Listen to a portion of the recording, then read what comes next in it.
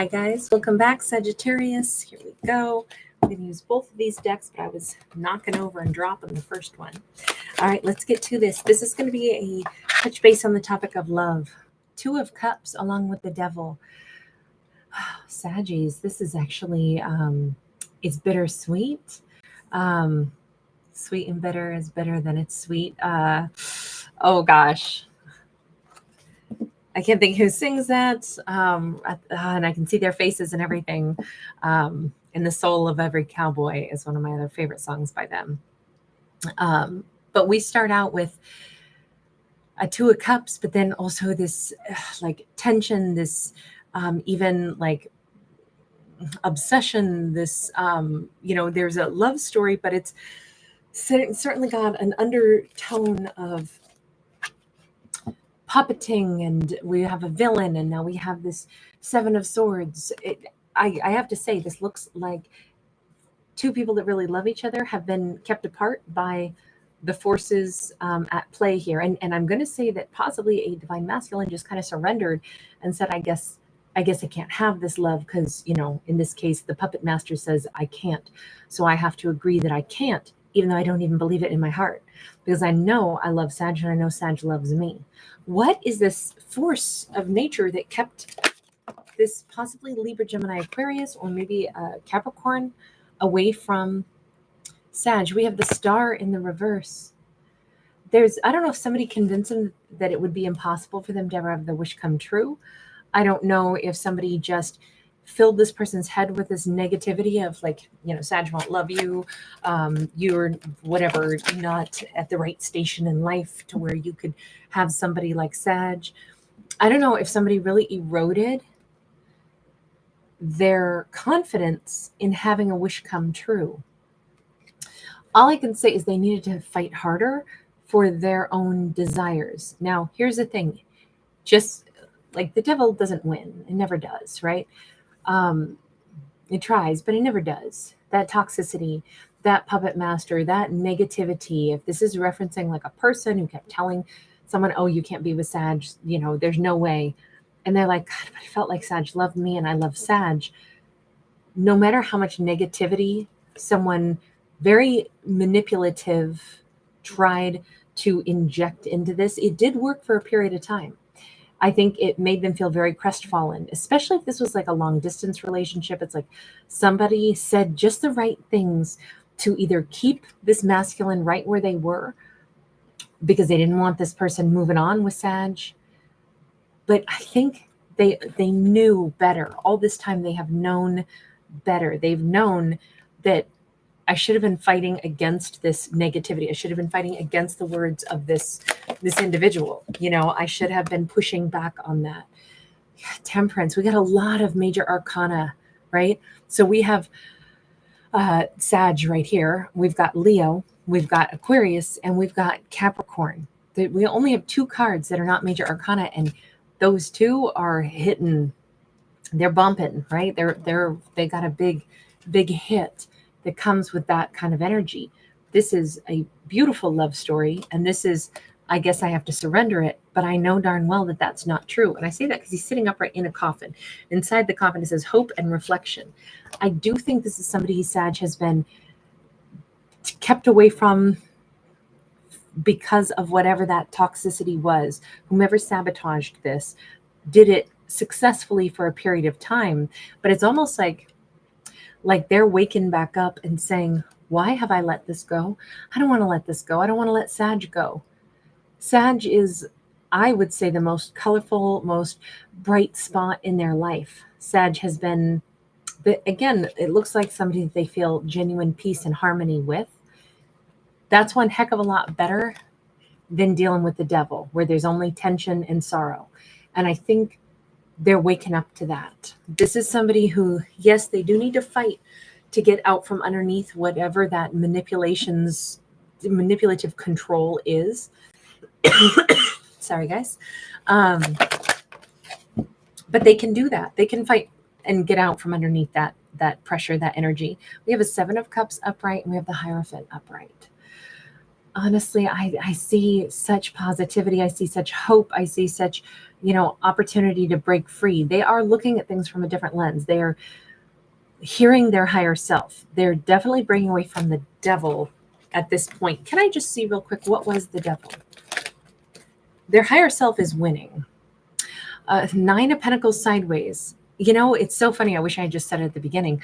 My impression is not like this is an ex or karmic or somebody who wants to latch onto them. My impression was that it might have been somebody who like a boss figure, because this is feels like somebody owns like a big fancy restaurant, and they're like, oh, I don't want to lose my best servers, chefs, performers. Like, I don't want my business to suffer losing a really great person. So I know they're in love with Sag. I know that they would leave or move or go be with Sag.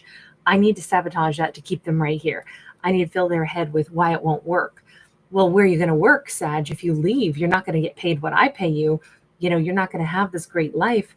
And then that they're not going to want you unless you're making a lot of money. If what you're going to go be with Sag, but how are you going to support the lifestyle? What are you going to have to offer, Sag, if you leave me? It feels more like that. And sure enough, we've got this Nine of Pentacles. It's sideways. I do think that this was some weird, like money related. I mean, I guess this could have been like a family member who likes to puppet people with money and didn't want them to be with Sagittarius. But whatever this was, they knew how to chip away at this person's self-confidence and value. And that in turn is, from what I can see, that's the only reason that they ever were like, I guess I shouldn't be trying to pursue Sag. I guess I don't have enough to offer. But they're like, this is stupid. Why would I not pursue Sag? I want to be with Sag. This is a person who needed to get out from underneath that ridiculous idea that someone fed to them about how they can't possibly be enough, or that they couldn't offer Sag something. And I think as they're waking up to that, they're realizing, oh my God, why didn't I think through this a little bit longer? There's a lot of different things, a lot of different ways I could have handled this. My higher self is saying, don't give up on this. Go back and fight for Sag. Find a way to make this work. Even if it's something like, if there's distance, or if there's a relationship that could be a little bit more complicated, right? We have the Sun. If they put their energy to finding a solution and they join forces with Sag, the two of them together will find answers about how to make this work. It's what they should have done a long time ago, admittedly, but they let themselves, get more or less kind of like browbeaten into thinking, yeah, I guess it will never work. I guess there's no way I can make this work. They're finally coming around. That whole thought process is being swept away and being replaced by not just hope, but a clearer sense of course I could make this work with Sagittarius.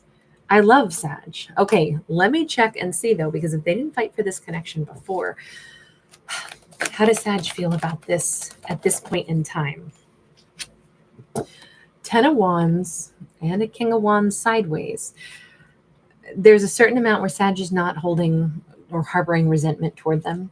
I think Sag even knows they wanted to be with me. They could have been with me, but they didn't have maybe the confidence to do it for a period of time. They couldn't pick me. And they got to figure out when they've got the confidence to do that. I'm not mad at them for it. We have a King of Cups upright. That King of Cups is, I feel like Sag is saying, I would always hold a spot for them in my heart. Like if I heard from them, I would still, of course, want to talk to them. And there's nothing here that says Sag is mad at them or, oh, they did me dirty, because they didn't. In this storyline, it was never about like, oh, I think I want somebody else, or I'm messing around and wasting Sag's time. I think if anything, Sag is just like, I can't possibly be mad at somebody that I actually cared about and I know cares about me. I know that they do. That's never been in question. Sag knows that this person cares about them, but this person has to find their voice, their courage. They have to, be able to reach out. And Sag is like, look, they're the one person on earth where I know if I ever hear from them, I'm still probably going to let that person back in. That's the one for me that I'll always go weak in the knees for. Ace of Pentacles. Sag is like, I'm not even going to pretend. Of course, I'd give them a second chance. Of course, I'd start over with them because they never did something to try to hurt me. In this story, please remember, these are fictional stories and we are subjected to the confines of what cards pop out. What is the storyline here? This is not somebody who tried to cause grief to Sag. This is not somebody who didn't care about Sag. This is someone who has loved Sag from the start and vice versa. But they definitely needed to get their strength, their clarity. They could play guitar, or there could be some particular piece of music that's like their song. The dual energies of that, the palm frond and then the dual guitarists here, I just keep seeing two. I feel like there's either a song that Sag used to sing with them, or, you know, like they would hum a song and Sag would, you know, pretend drum along, or there's some kind of like, I don't know. I'm probably just because I like the song by Robin Thicke, Lost Without You. That song comes to mind right now. But there's something here where the two of them share some bright memory. It's like I'll never forget how much fun we have together. And yes, if that opportunity comes around again, I'm going to give Sag is like, I'm going to give myself the chance to have fun with them again and open up my heart to them again. So let me just ask, character, are you sure you are moving toward Sag at this point? If Sag is your Two of Cups, if you found your empowerment, are you doing it? They got the Strength again. So I would say finally, yes, they are casting aside whatever that energy of the devil was. How are you going to handle the devil? Because you still got to deal with that. Nurturer of Coins. This is actually the Queen of Pentacles. I feel like if anything, they may say, I need to give more to myself. I need to feel more grounded. And I need to go ahead and acknowledge I need Sag in my life. Plain and simple. What I need more than like money. If the argument had been that there was some, we'll go back to the idea that maybe it was like a boss or somebody holding purse strings and stripping away their confidence. Like, well, what are you going to have if you don't have enough money? How are you going to go be with Sag? You're going to move to a new city, start a new job. You're not going to make that much. You're going to have to downgrade your lifestyle. What can you offer Sag? I think what they're realizing is to combat that negativity that someone has fed them that line. They're saying, I have a lot to offer Sag. First off, I love Sag. I want to give to Sag. I want to make them coffee. I want to, be a partner to them. I want to do little things that show them that I care. I want to be there in their energy with them. I will snuggle them in my colorful serape and make sure they do not get cold at night. And of course, I'll find other work. I mean, come on. There's what this devil wants them to believe that the only place you can ever earn money or respect is as long as you keep working here, or as long as you stay here under my control. And that simply is not true. And they know that. They know they have a ton to offer. If it was put in their head that you probably won't find a better job, I bet you they'll find a better job than what the devil had before. They may make even more money, or they're like, I'm versatile. I can change my career path if I have to. I will find a way. But I also know they have a lot to offer Sag, because I love Sag. Thank God for that. We don't get enough stories like that where somebody says, this is ridiculous. I have a ton to offer. I have my heart to offer. That's worth something. I'll treat my Saggy really, really well. And I'll do the best for my Sag because I love them. What am I doing walking around feeling like I don't have enough to offer? I have the best to offer because I really care. I'll make sure that my Saggy's happy, and I know that I have something to offer them. It's the fact that I love them. Thank goodness for that message. I feel like this is a huge breakthrough. I don't know exactly what prompted the change in this person suddenly, but maybe they just had it up to here with that toxicity. Everybody breaks through and sees through the lies at some point, and that's what we saw in this storyline. So very, very nice outcome here. You guys, thank you for being here. Thanks for giving it a thumbs up and subscribing. Bye.